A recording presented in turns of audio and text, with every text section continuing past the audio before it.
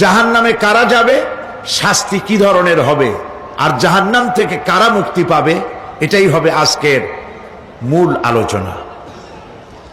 আল্লাহ রাব্বুল আলামিন কোরআনে কারীমের মধ্যে বলছেন, ওয়ালাকাদ যারানা লিজাহান্নামা কাসীরাম মিনাল জিন্নি ওয়াল ইনস লাহুম কুলুবুন লা ইয়াফকাহুনা বিহা ওয়া লাহুম আ'য়ুনুন লা ইউবসিরুনা বিহা وَلَهُمْ آذَانٌ لَا يَسْمَعُونَ بِهَا أُولَئِكَ كَالْأَنْعَامِ بَلْ هُمْ أَضَلُّ أُولَئِكَ هُمُ الْغَافِلُونَ وَلَقَدْ ذَرَأْنَا لِجَهَنَّمَ كَثِيرًا مِنَ الْجِنِّ وَالْإِنسِ মানুষ এবং জিন জাতির ভিতরে একটি বিশাল সংখ্যক মানুষ আর জিনকে জাহান্নামের জন্য তৈরি করা হয়েছে। এদের পরিণতি হবে জাহান্নাম। কাদের? লাহুম কুলুবুন লা ইয়াফকাহুনা বিহা, যাদেরকে আমি কলব দিয়েছি, অন্তঃকরণ দিয়েছি, সেই অন্তঃকরণ দিয়ে, সেই মন দিয়ে, সেই চিন্তা দিয়ে, সেই চেতনা দিয়ে, সেই প্রজ্ঞা দিয়ে, সেই মেধা দিয়ে তারা আমাকে চিনতে চেষ্টা করলো না।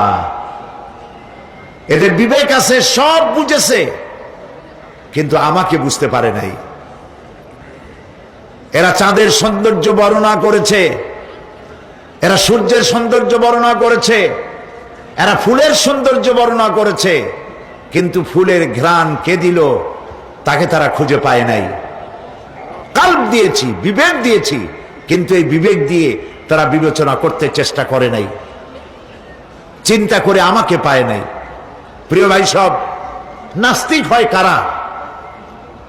কোন বিজ্ঞানী, বড় বড় বিজ্ঞানী, চিকিৎসা বিজ্ঞানী, এরা কিন্তু নাস্তিক হয় না। নাস্তিক হয় সাহিত্যিক আর দার্শনিক, এরাই নাস্তিক হয় বেশি। যারা বড় বড় বিজ্ঞানী আকাশ নিয়ে গবেষণা করে, জমিন নিয়ে গবেষণা করে, মানুষের হিউম্যান বডি এটা নিয়ে চিন্তা করে, গবেষণা করে, আল্লাহরে না মানলো অন্তত চিন্তা করে নিশ্চয়ই এই সিস্টেমের পেছনে কোন না কোন মহাশক্তি কাজ করছে। যার কপাল ভালো সে তো ইসলাম কবুল করে, আর কপাল ভালো না হলে অন্তত দেয়ার ইজ নো গড এই কথা বলে না, মনে করে কোন একটি স্পিরিট, কোন একটি শক্তি এর পেছনে কাজ করছে। কেবলমাত্র শান্তিনিকেতনের মুরিদ যারা, ওইখানকার খলিফা যারা, এরকমের সাহিত্যিক, এরকমের দার্শনিক, ওরাই দুনিয়ার সব বোঝে, আল্লাহরে বোঝে না। এদের চোখ দিয়েছি, এরা দুনিয়ার সব সৌন্দর্য উপভোগ করে, কিন্তু আমাকে চিনতে চেষ্টা করে না। তারা আমার কিতাব দেখে না, আমার সৃষ্টি দেখে, আমাকে অনুভব করতে চেষ্টা করে না। এদের কান দিয়েছি, সব শোনে, কিন্তু আমার হক কথা তাদের কর্ণকুহারের ভিতর থেকে কলবের মধ্যে প্রবেশ করে না। এদের কলব মরে গিয়েছে। এই জন্য কলব হচ্ছে আসল জিনিস। কবি বলছেন, মুঝে ये डर है कि दिले जिंदा तू ना मर जाए, मुझे ये डर है कि दिले जिंदा तू ना मर जाए, कि जिंदगानी इबारत है तेरे जीने से। मुझे ये डर है कि दिले जिंदा तू ना मर जाए, আমার এই ভয় হয়, হে আমার জীবিত আত্মা, তোর জন্য মৃত্যু না হয়ে যায়। কারণ তোর বেঁচে থাকার অর্থই হলো আমার বেঁচে থাকা, আর তুই মরে যাওয়ার অর্থ হলো আমি মরে যাওয়া। যে যার বিবেক মারা গেছে তার বেঁচে থাকার কোনো লাভ নাই।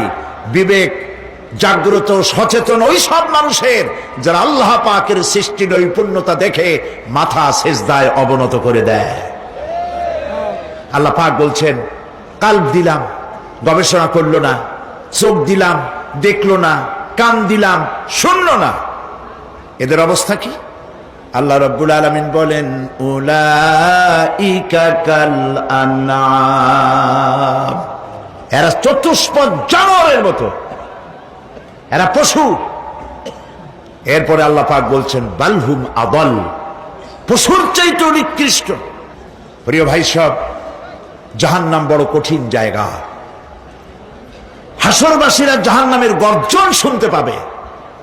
খুব কঠিন জায়গার দিকে আমরা প্রতি মুহূর্তে অগ্রসর হচ্ছি। আল্লাহ যেন জাহান্নাম থেকে আমাদেরকে রক্ষা করেন, আমরা বলি আমিন।